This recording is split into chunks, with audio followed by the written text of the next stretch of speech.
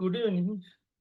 Now we are going with the Annex G, that is moment of resistance, and moment of resistance that is for rectangular section as well as for T and L section. So whatever we have for T, we have same for L. Change is only width of the flange. So in Annex G, that is given for T section. So now we have first, so now we will go with G-1. So you can see this page number 96, moment of resistance of rectangular T and T section on the assumption. So whatever 38.1 we have given, section 5, we are using same over here.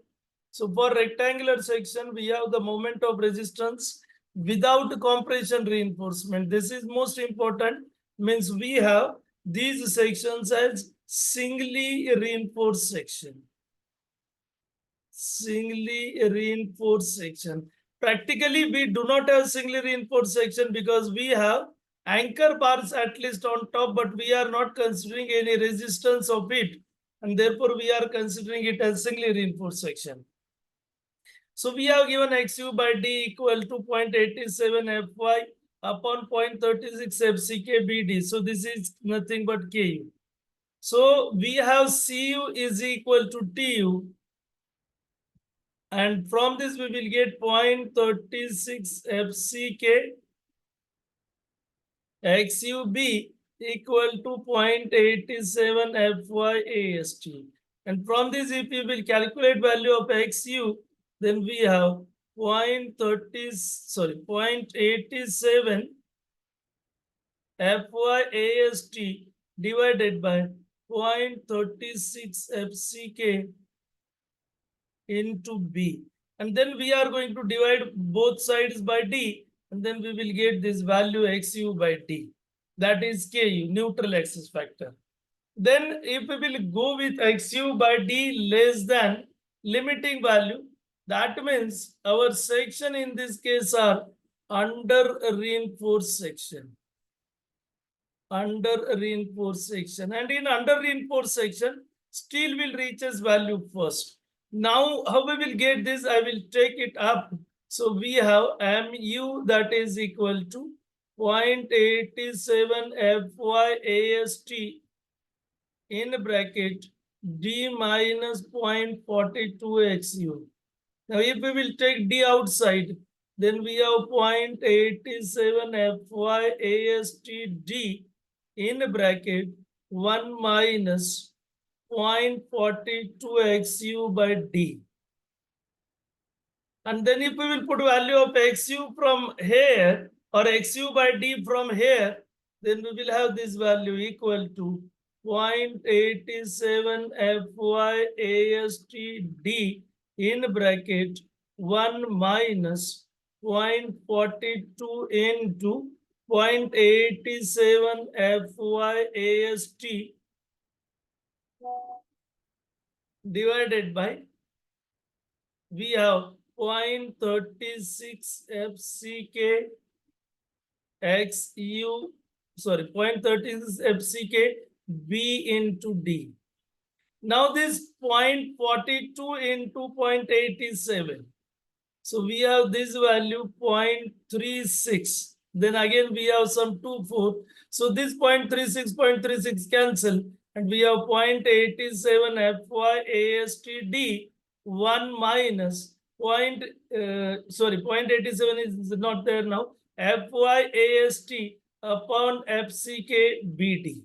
And that is terms we are going to replace XU by D by the term given over here. And from this we will get value of MU, which is for under reinforced section. Then we can have, if XU by D is equal to the limiting value, that means we can have XU max, or we can say we have KU is equal to KU max. And then our steel and concrete reaches values simultaneously. So actual formula we have 0.36 FCK XU max in bracket D minus 0.42 XU max. Same, only we have simplify of this. Then we are 0.36 FCK XU max. D we will take outside. So in bracket 1 minus 0.42 KU max. So as we have taken D outside, so upon D into B into D, and then we are going to divide it by D and we are going to multiply it by D, and we will have this formula. So we have same, only they have simplify it. And then we have third, XU by D greater than the limiting value. That means KU greater than KU max. Then our section becomes, section is over reinforced. Section is over reinforced. And over reinforced sections are not allowed. Over reinforced sections are not allowed. Are not allowed in LSM. In LSM. And therefore we have to redesign it, or we have to take KU is equal to KU max. So these are about the first part, that is singly reinforced section. Now we will go with section with compression reinforcement, means we have doubly reinforced section. Doubly reinforced section. Now in doubly reinforced section, we have mu is equal to mu1 plus mu2. And mu1 we have, that is limiting value. mu1 equal to mu limit. And therefore mu2 we will get mu minus mu limit. So that is given mu minus mu limit. And for this mu, we have to design compression reinforcement, and that is FSC ASC D minus DC. This is compressive force CU2, and this is lever arm. That is distance between CU and TU. Now how to find FSC? So FSC we are going to find by using strain, and that is 0.0035 XU max minus D dash upon XU max. So we will get this value actually. So if you will draw this strain diagram, then we have this value 0.0035. We are interested to find strain, that is epsilon SC at a distance D dash from top compression flange. And therefore your this distance becomes XU max minus D dash. Minus D dash. We have this distance. So if I will draw it on larger scale, then you will understand again on better way. So we have this as 0.0035. We have somewhere value, that is epsilon SC. We have this distance D dash, and we have this distance XU max. So automatically we have this distance XU max upon D. So this is XU max minus D dash. XU max minus D dash. And then if you will use similar triangles, and then by similar triangle, just I will use that similar triangles and I will write over here. So you can have this in examination in oral. You may have to go for this. So we have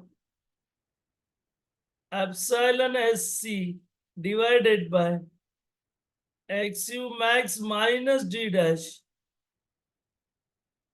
and that is equal to 0.0035 upon XU max.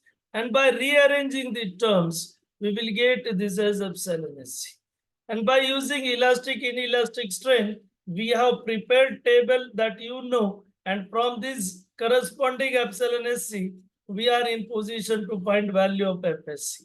And by using this FSC, ASC, D minus D dash, then once we know value of FSC, ASC we know, FSC we know. Now we can find value of AST too, because we know Cu2 is equal to Tu2, and in that we have Cu2 FSC into ASC and Tu2 0.87 FY AST2. And from this we will get AST2 is equal to ASC FSC upon 0.87 FY. And from this we will get AST2. AST1 we have from MU limit. And then in this way we will get value of AST, total area of reinforcement. And then we have flange section. So when XU less than DF or at the most equal to, which is limiting value, then we have MU is equal to G dash 1.1 0.36 FCK XU. Now B is replaced by BF in bracket D minus 0.42 XU. Remaining are the same. We have to replace B by BF. Then the limiting value. So we are going to say that is XU is equal to XU max, and that is, or we can say XU max equal to DF. And then if I will draw this diagram, then we are being in this fashion. Sorry, that is not XU max equal to DF. We have actually this condition. When XU max equal to DF, then in that case, your here value of XU, we have to put it. But when we have XU equal to DF, means we have at this flange. Now, when your value of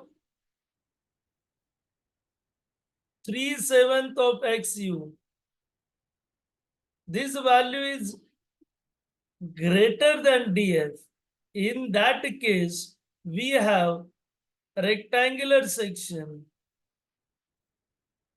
below this DF, and we have constant value of stress, which will be 0.446 FCK. And therefore, we are going to divide it into two parts. One part we have that is of BW, and another part we have this part BF minus BW by 2. And similarly on this side, BF minus BW by 2. So total we will get BF minus BW. So we have moment of resistance of this 0.45 FCK. Width we have BF minus BW. Depth we have DF. And lever arm we have D minus DF by 2. And this will be as our rectangular section with width BW 0.36 XU max upon D 1 minus 0.42 XU max by D FCK BW into D square. And when our value that is 3/7 of XU is less than DF, so we do not have constant value. So we will assume equivalent depth of flange, and that is YF.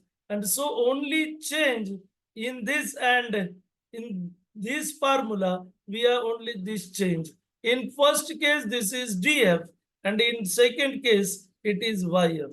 Remaining things you can see, no change. We have 0.36 XU max by D, 1 minus 0.42 XU max by D FCK BW D square. This is all terms we have same. We have 0.45 FCK BF minus BW is same. DF we have to replace by YF. So this becomes DF, and this also becomes YF by 2. So this DF is replaced by YF, and this DF is replaced by YF. When we have 3/7 of XU less than DF, means we do not have